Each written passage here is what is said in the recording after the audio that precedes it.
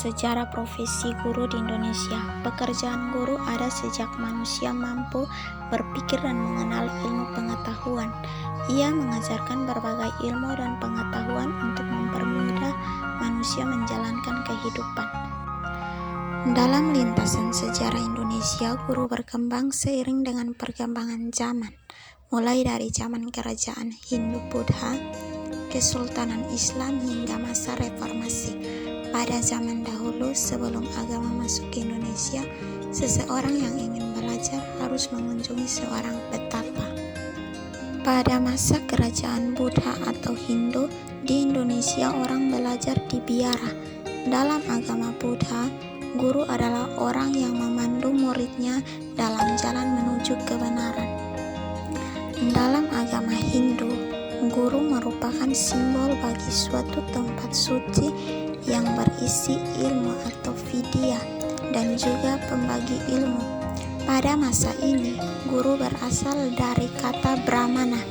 Mereka mengajarkan segala hal yang berhubungan dengan kitab suci dan mengajarkan filsafat, sastra, hukum, bela diri, dan lain sebagainya. Dalam agama Sikh, guru mempunyai yang mirip dengan agama Hindu dan Buddha, namun hanya ada 10 guru dalam agama Sikh. Setelah agama Islam masuk ke Indonesia, orang belajar di pesantren supaya dapat membaca Al-Quran dan melakukan sholat dengan benar. Ulama yang mengajar di pesantren dinamakan guru. Dalam agama Kristen, orang belajar dari misioner. Menurut agama Kristen dalam Perjanjian Lama, Allah merupakan pengajar agung. Pengajar Allah dalam Perjanjian Baru meliputi Yesus sebagai guru agung dan Rasul Paulus sebagai rasul pengajar dalam jemaat mula-mula. Sejarah lembaga kependidikan satu masa Belanda. Pada awalnya, organisasi perjuangan guru-guru pribumi pada zaman Belanda berdiri pada tahun 1912 dengan nama Persatuan Guru Hindia Belanda atau PGI 1B. Organisasi ini bersifat unitaristik yang anggotanya terdiri dari para guru bantu, guru desa, kepala sekolah, dan pemilik sekolah. 2. Masa kemerdekaan. Kesadaran kebanggaan dan semangat perjuangan yang sejak lama tumbuh mendorong para guru pribumi memperjuangkan persamaan hak dan posisi dengan pihak Belanda. Pada tahun 1932, nama Persatuan Guru Hindia Belanda atau PGHB diubah menjadi Persatuan Guru Indonesia atau PGI. Sebaliknya, kata Indonesia ini sangat didambakan oleh guru dan bangsa Indonesia.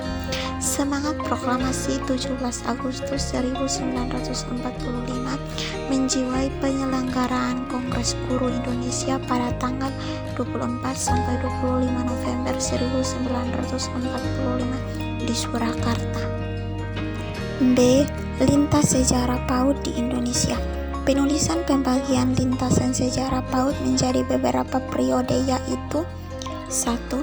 Periode penjajahan Belanda, 2. Periode taman siswa, 3. Periode penjajahan Jepang dan awal kemerdekaan, 4. Periode awal kemerdekaan dan gerakan yayasan bersekolah pada ibu, 5. Periode lahirnya PAUD tahun 2003 sampai sekarang.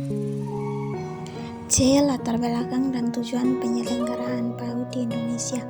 Peluncuran program PAUD secara nasional pada pertengahan tahun 2003 dilatar belakangi pada beberapa kenyataan, yaitu pertama, masih banyak anak usia dini di wilayah Indonesia yang belum ada pendidikan kanak-kanak atau lembaga sejenis. Alasannya, 1. Meminimnya pengetahuan dan kesadaran para orang tua tentang pentingnya pendidikan bagi anak usia dini. 2.